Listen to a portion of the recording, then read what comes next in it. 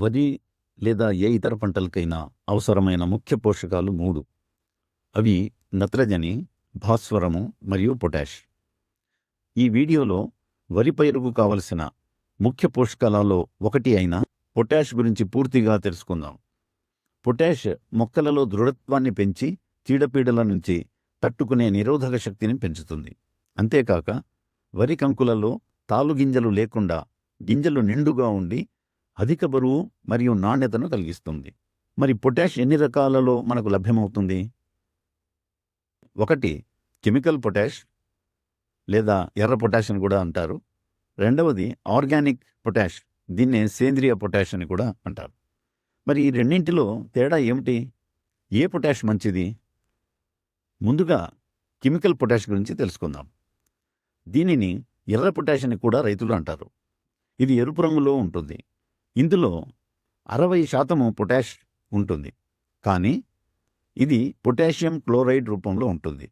Chlorides వలన భూమికి హాని కలుగుతుంది.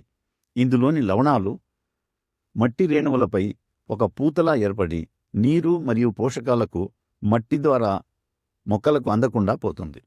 అంతేకాకుండా ఎర్ర పొటాష్ బయో ఎఫిషియన్సీ అనగా మొక్కలు ఉపయోగించుకునే సామర్థ్యము 10-15% మాత్రమే ఉంటుంది. అందువల్ల ఎక్కువ శాతం మొక్కలకు అందకుండా భూమిలో స్థిరంగా ఉండిపోయి భూమి యొక్క భౌతిక స్థితిని పాడు చేస్తుంది. ఇందులో గల లవణాలు ఒక పొరలా ఏర్పడినందువల్ల భూమిలోనికి నీరు కూడా ఇంకదు. భూమిలోని కర్బనము క్షీణించడం వల్ల భూమిలోని అనేక సూక్ష్మజీవులు అంతరించిపోయి భూమి నిస్సారంగా మారుతుంది. ఎర్ర పొటాష్ బదులుగా సేంద్రియ పొటాష్, దీనినే ఆర్గానిక్ పొటాష్ అని కూడా అంటారు. దీనిని వాడటం వల్ల ఇందులో గల 14.5% పొటాష్ పూర్తిగా నీటిలో కరిగి మొక్కలకు సంపూర్ణంగా అందుబాటులోకి వస్తుంది. ఆర్గానిక్ పొటాష్ యొక్క బయో ఎఫిషియన్సీ 70% కంటే అధికంగా ఉంటుంది. ఆర్గానిక్ పొటాష్లో 14.5% పొటాష్తో పాటు ద్వితీయ పోషకాలైన కాల్షియం, మెగ్నీషియం, సల్ఫర్ కూడా లభ్యమవుతాయి.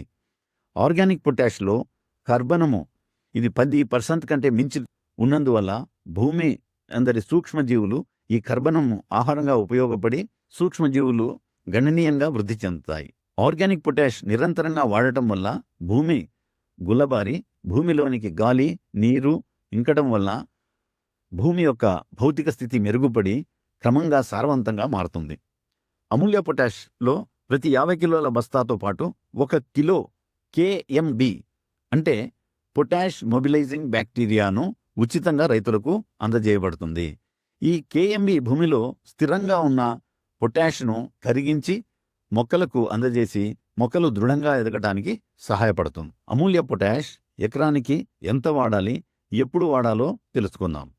నాటిన 30 రోజులకు 1 బస్తా మరియు నాటిన 60 రోజులకు 1 బస్తా వాడినట్లయితే మంచి దిగుబడి సాధించడానికి అవకాశం ఉంటుంది.